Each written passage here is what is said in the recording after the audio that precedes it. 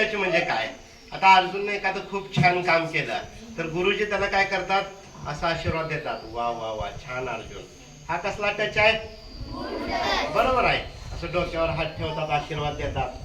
अर्जुनला पण छान वाटतं, छान अर्जुन बेटा तू धाडसानं उठून इथंपर्यंत आला, खूप छान. म्हणजे हा झाला गुड टच. अजून अर्जुनने एखाद्या खेळामध्ये चांगलं काम केलं, कबड्डीमध्ये वगैरे चांगला पळला तर अजून काय करतात? Arjun good good good good, बरोबर आहे, गुड छान.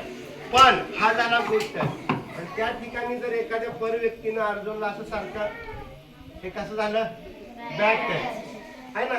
म्हणजे कारण नाही एवढं त्याच्या गालाला हात लावायचं, पण सारखं असं गुड टच किंवा त्याच्या अशा ओठावरनं हात फिरवला तर हा बॅड टच आहे. म्हणजे सांगायचा उद्देश काय? माणूस असा प्राणी आहे की त्याला चांगला स्पर्श आणि वाईट स्पर्श कळू शकतो, बरोबर आहे. तर अशा प्रकारे आशीर्वाद दिला, अशा प्रकारे छान छान म्हणलं तर हा गोष्टीवर नाकाला खूप छान अर्थ, बरोबर आहे, हा गुड टच आहे, बरोबर आहे. पण जर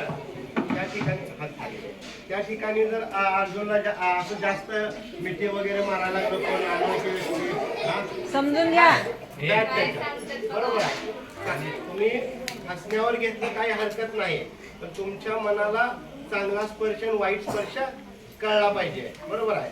माझा प्रात्यक्षिक दाखवण्याचा उद्देश तोच आहे की अशा प्रकारे प्रात्यक्षिक आपल्या मोहोळ तालुक्यामध्ये अंकोरी शाळेमध्ये पण घेतलं गेलेलं आहे. कोथिंबिरे मॅडमनी खूप छान त्यांचा प्रयोग मला वाटला, किंवा महाराष्ट्रभर अशा प्रकारे चालू आहे समजावून सांगायला. अशा प्रकारे समजा हे झालं म्हणजे इथंपर्यंत गुड टच आहे आणि तुम्हाला प्रत्येकाला हा गुड टच बॅड टच कळला पाहिजे, बरोबर आहे.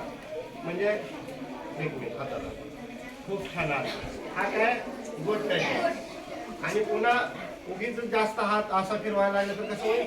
Bad touch. म्हणजे बस खूप छान. म्हणजे